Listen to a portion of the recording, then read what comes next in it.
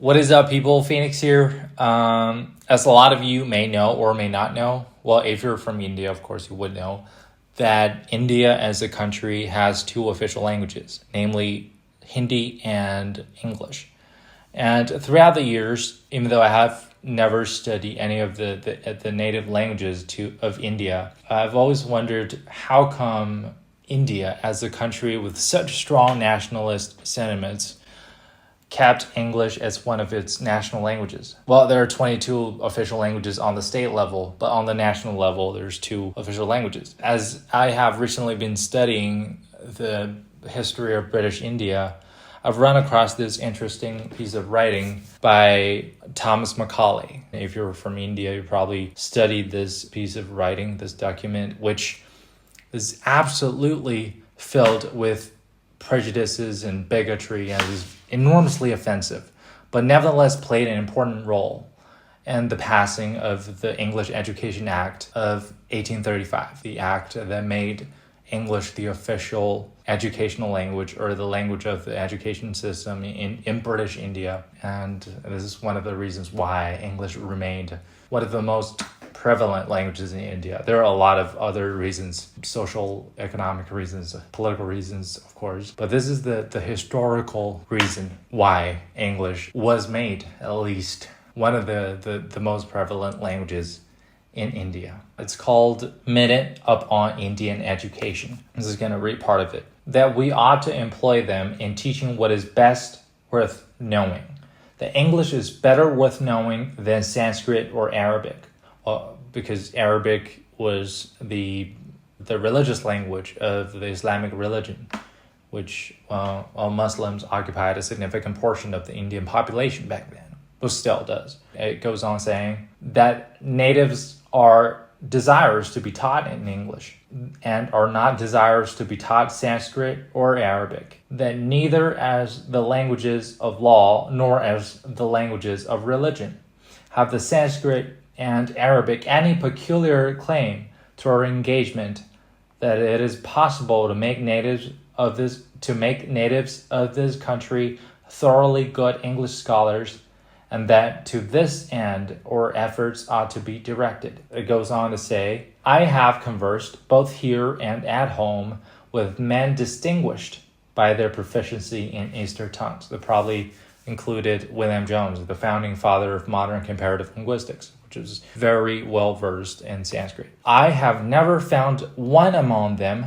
who could deny that a single shelf of a good European library was worth the whole native literature of India and Arabia. I doubt William Jones would have agreed to that. Honors might be roughly even in works of the imagination, such as poetry, but when we pass from works of imagination to works in which facts are recorded and general principles investigated, the superiority of the Europeans becomes absolutely immeasurable. So allow me to translate or paraphrase this early 18th century English a little bit. So what Macaulay was saying was basically that if you were to study facts of this world, Sanskrit or Arabic were probably not the best languages to study them in.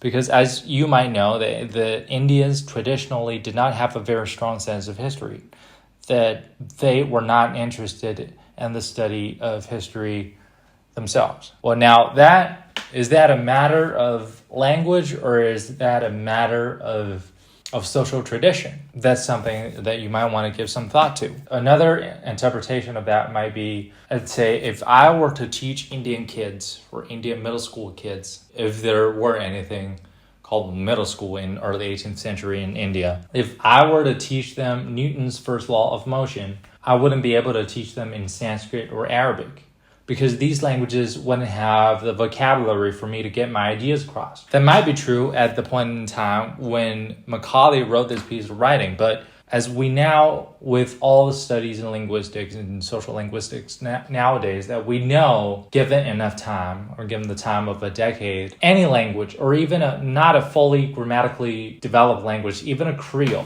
has the potential to be developed into a full-fledged, well-rounded language that could express any idea, any sophisticated idea as any language in the world. And I'm sharing this piece of writing with you because recently I've got a lot of comments in the comment section under my videos that says, "Oh, you should study this language," or that language is so much better than all the other languages because language A is the language that encapsulates the universal truth, or language Z, let's say, has such great historical content to it that no other language could be compared with it. Any language with a great historical tradition or with a great civilizational backing could be considered the language, the universal language.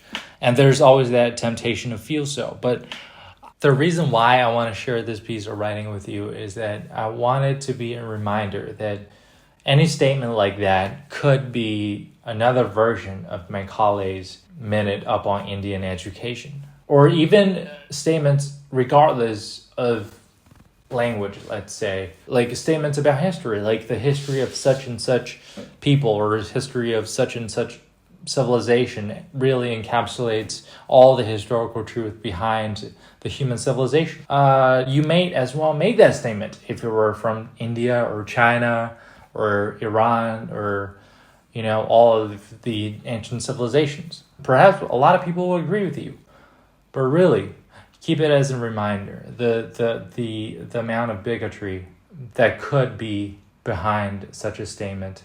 Just keep that in mind. Well, that's actually all I want to share with you. If you like this video, please give it a thumb up, and hopefully I'll see you in my next video. Ciao.